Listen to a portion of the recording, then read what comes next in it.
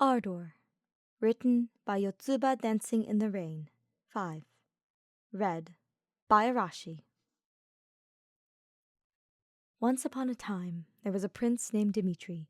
He hailed from a grand kingdom, and his days were spent befitting a prince. When he was a child, he heard whispers of a girl at a monastery far away that had disappeared in the dead of night. But he did not get the full story, because truthfully, he could not understand it all at that age. When Dimitri was a child, he had run off with his friends to explore the road that led to a great expanse of cliffs. They came across an abandoned bandit hideout, their heads filled with curiosity, as they all began to search the hideout. Dimitri came across a stone that felt warm in his hand. Etched upon this stone was a crest that spread out like flames. It was after a few minutes more in the hideout that they heard the cracking of twigs outside, and so they fled, running back to the kingdom. Dimitri had kept the stone safe in his pocket.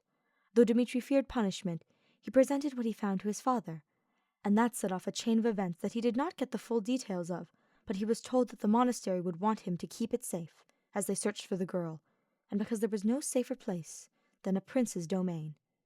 And so, as Dimitri grew up, that story was always in the back of his mind. When he was fully grown, he still kept the stone safe, locked up in a small chest. One brisk winter day when Dimitri was out hunting deep in the woods, a blizzard came in. He stumbled through the blizzard, through the blinding white curtain of snow and frost, until he came upon a cabin. He went to ask for shelter. A woman answered the door.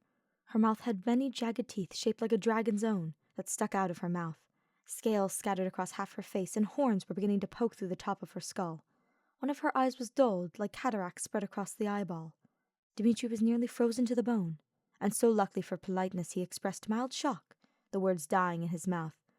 But the look of him was enough to make the woman usher him into her home. As he was warmed up by blankets and hot food, the woman introduced herself as Byleth. Her voice was unsteady, wary of the way she could cut her mouth because of her teeth. In short words, she told them that her heart was stolen long ago, when she was a child, and she fled from her home because she was becoming a monster. Slowly, she decayed into this, could feel herself growing weaker, and worried for her remaining days. Empathy lanced itself through Dimitri's heart, and so he promised to take her to his kingdom and find the best healers for her.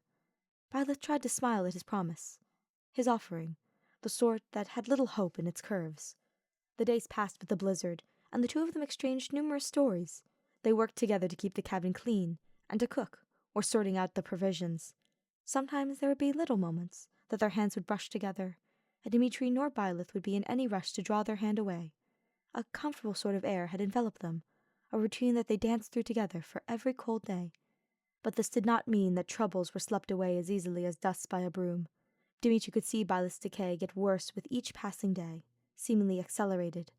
Unspoken fear would cling to his mind, of waking up and finding her dead, in a husk of the destruction of her decay. Byleth soldiered on through the days they had together. She would still have that lingering hope in the corners of her mouth. When the blizzard finally subsided, Byleth could barely walk, the scales seemingly freezing her limbs and locking them. Her eyes had clouded over, and it was apparent that there was a gaping hole in her chest, trying to knit itself over a heart that wasn't there. Without a heart, it was like her chest would collapse in on itself, as fragile as eggshells. Dimitri carried her in his arms and ran to the castle, the harsh and cold air biting against his face, but he could not stop for anything. When he returned to the kingdom, he ran to a medical room and called upon the best healers.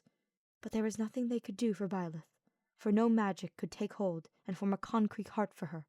Her breathing was getting shallower.